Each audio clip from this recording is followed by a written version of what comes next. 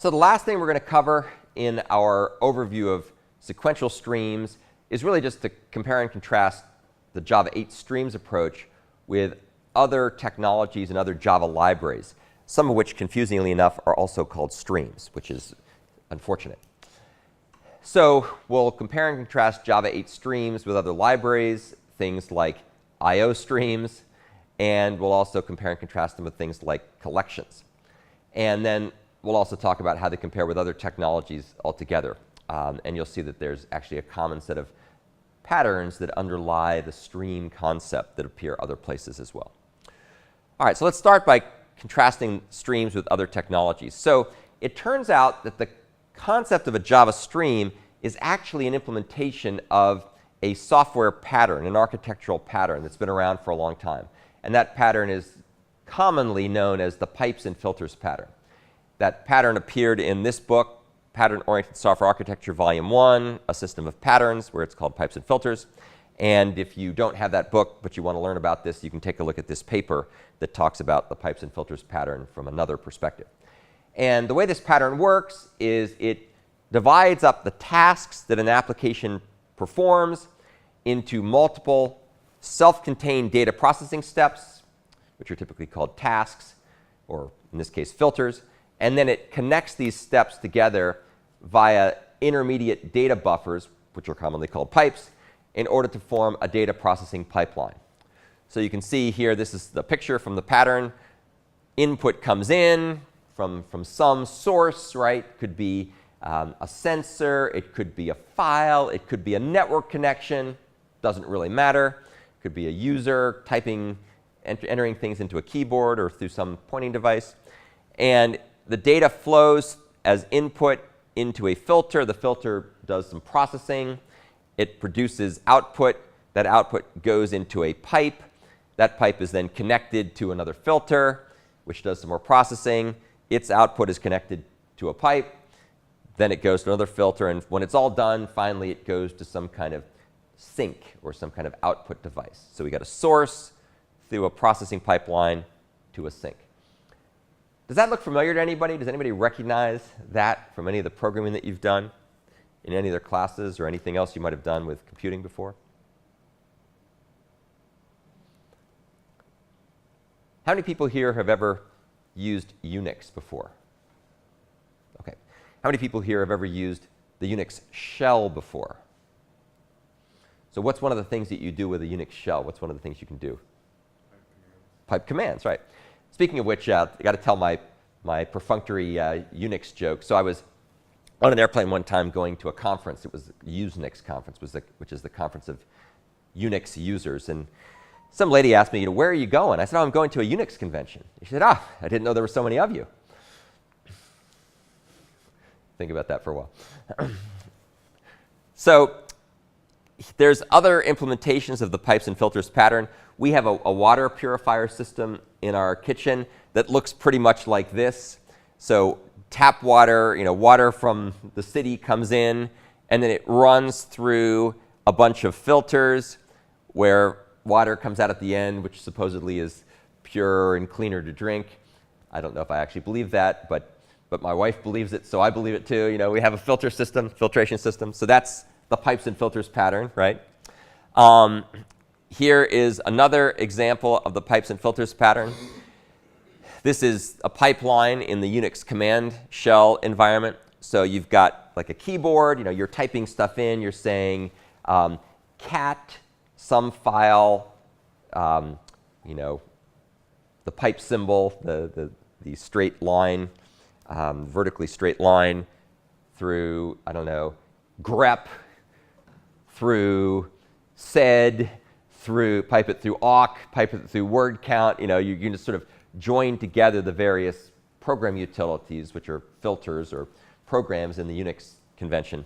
And each of these little filter utilities reads from standard input, does its thing, and then sends its output to the standard input of the next program in the pipeline. So that's a classic Unix pipeline, which you will learn if you have never used the Unix shell. You'll experience at some point probably. If you have used Unix, you're very familiar with using pipelines. Yet another example of the pipes and filters pattern is something called SystemV Streams, which is a communication protocols framework that's in certain versions of Unix. And what they do is they allow you to stack up a set of modules that correspond to layers in a protocol stack. So if you had, TCP/IP, very common protocol stack, you'd have your device drivers at the bottom of the stream, which might handle Ethernet or some kind of cellular network, PPP or whatever.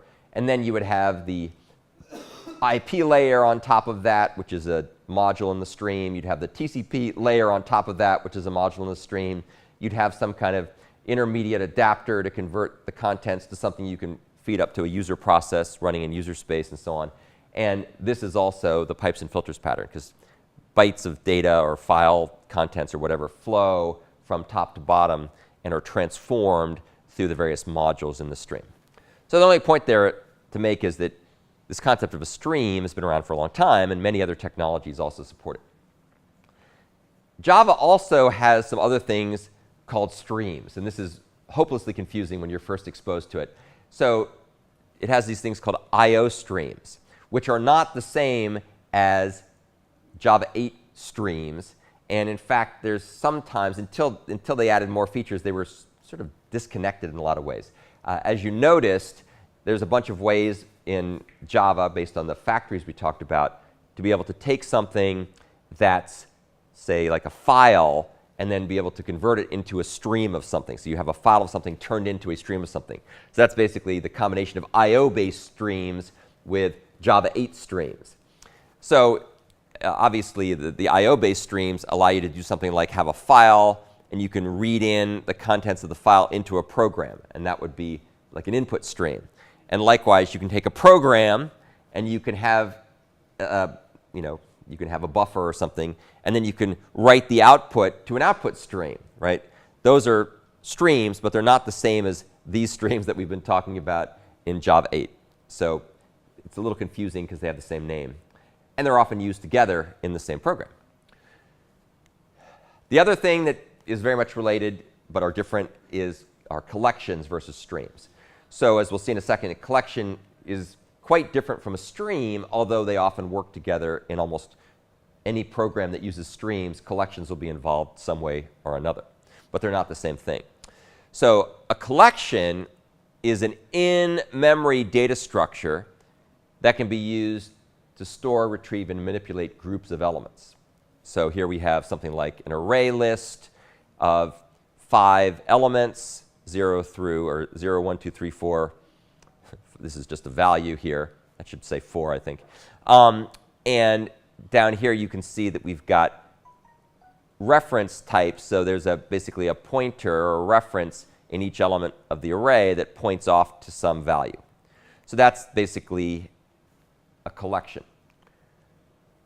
In some ways, a collection is analogous to a DVD, right? It stores all the contents on the disk, right? In this case, it stores it in memory, but it stores it someplace. It all exists statically. In contrast, a stream is a data structure that processes elements on demand. So you can see here that it takes input from somewhere, and it runs the input through a series of aggregate operations to transform them in one way or another. The fixed part here is the fact that there's n aggregate operations in the stream, and you can't really dynamically change that. What's not fixed, of course, is where the input comes from and how much of the input there is. So this allows you to manipulate these elements that you get from somewhere, like a collection, without actually having to iterate over the collection contents explicitly. So in a sense, a stream, a Java stream, not to be confused with an I/O stream, is analogous to a flow of bytes in a streaming video. So you have a stream of bytes, and there's a source, and it generates those things, but they don't necessarily exist on your disk at any point in time. They could be streamed over the internet or coming from wherever. They could be streaming from a camera or a video source or whatnot.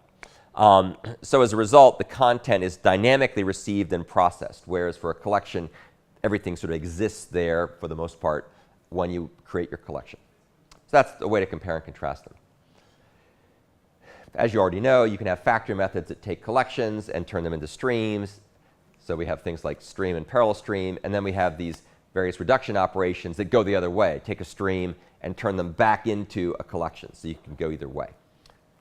And that's very common. And here's a simple example that we've already kind of talked about. We've got a bunch of URLs that are from my WashU account, and I go ahead and make a list of these things, and then down here I explicitly iterate through the list and modify each value using Java 7 and 6-ish style syntax. And here's the same code replacing the explicit iteration and the looping with the stream to do the same thing. So that'll go through the elements and transform them, and then create a collection as the result. The thing to remember about this is that each element in a stream is only visited once during its lifetime, kind of like an iterator. If you make an iterator and you iterate through it and you reach the end, then you can't go back and reiterate unless you reattach that iterator to the beginning of the collection and reset it. Same thing is true with a stream. Once things have run through a stream, they're consumed and they don't exist anymore unless you store them someplace, and you can't sort of stash the intermediate contents of a stream somewhere and expect to go back and get them and find them in any normal sensible state. So it's just once. You can only access them one time. And the reason I mention that is because I've been burned by not remembering that when I was first learning streams. So I would try to stash some stream intermediate operations somewhere and then come back to it later, and it didn't do what I wanted to. The benefit of doing this stuff is the ease of transforming things. So we can go from something that works on strings to something that works on URLs just by inserting a new aggregate operation here, like map, and the rest of the stream is unchanged. So it's really easy to extend stuff and chain things together and transform the things without having to go back and write a lot of new code. You just insert a new intermediate operation into your stream pipeline. And that's kind of the benefit of the power of doing this. And again, you can read here to find out more about the rethrow function technique. All right, so that's just a quick